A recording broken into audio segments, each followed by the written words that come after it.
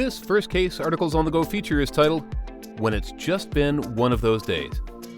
Written by Melanie Perry, BSN, RN, CNOR. Originally published on The Circulating Life. If you've worked in an OR for more than 10 minutes, you know that everything's not always coming up roses. Sometimes it's all you can do not to cry your eyes out when a coworker asks you how things are going in your room. Some days you need to leave early, but can't because of staffing, and many times you don't get lunch until you clock out and buy it on your way home. Sometimes we just stagger to the time clock, thankful we're still alive at the end of our shift. You can work in the best OR in the country, and sometimes everything is just going to fall apart. You can't make anyone happy, whether it's due to lack of staffing, lack of needed equipment, an unhappy surgeon, or a disagreement with a coworker. There are going to be days when everyone seems to be upset, no matter how hard you work or how much you run. Nothing is straightforward. Cases get posted one way, but they end up going a completely different direction. You're the one left scrambling to open extra trays and pull extra items while juggling everything else that's going on in the room. You're short-staffed. You show up to work and 6 people have called in. There's no extra help, and you're left wondering if you'll even get a bathroom break later in the day, much less an actual lunch break. And forget about getting off on time. That's a luxury we're not accustomed to in the operating room. Or, tragically, your patient dies. Despite the monumental effort that everyone put in to save them, it just wasn't meant to be. And recovering from that, immediately moving on to your next patient, and giving them all of the care that they need is just really, really hard. I get it. Some days are a struggle. Working in the OR is no easy task. It takes commitment, dedication, and some days, pure endurance to make it through the day. We get yelled at. Sometimes we don't get bathroom breaks or meal breaks.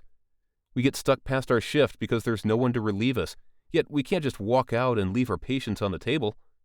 And when we do finally leave, if we're on call, we could be headed back at 2 a.m. to cover an emergency case.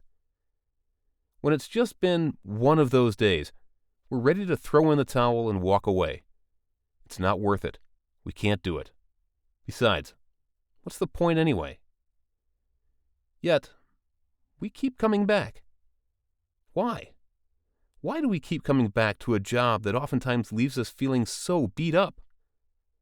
Because for many of us, the OR is more than just a job. Yes, the bad days leave us feeling exhausted, angry, and worn out, but thankfully, every day isn't a bad day. And those good days, the days where we really feel like we make a difference, can help get us through the times when we just want to walk away from it all. You roll your patient into recovery knowing that her entire tumor was removed, her margins are clear, and she's expected to make a full recovery. The football player with a torn ACL has a successful, uneventful surgery and won't be out of the game forever. An angel heart arrives at just the right time to save a little boy who desperately needs a heart transplant, and you get to be a part of that life-saving, life-changing event.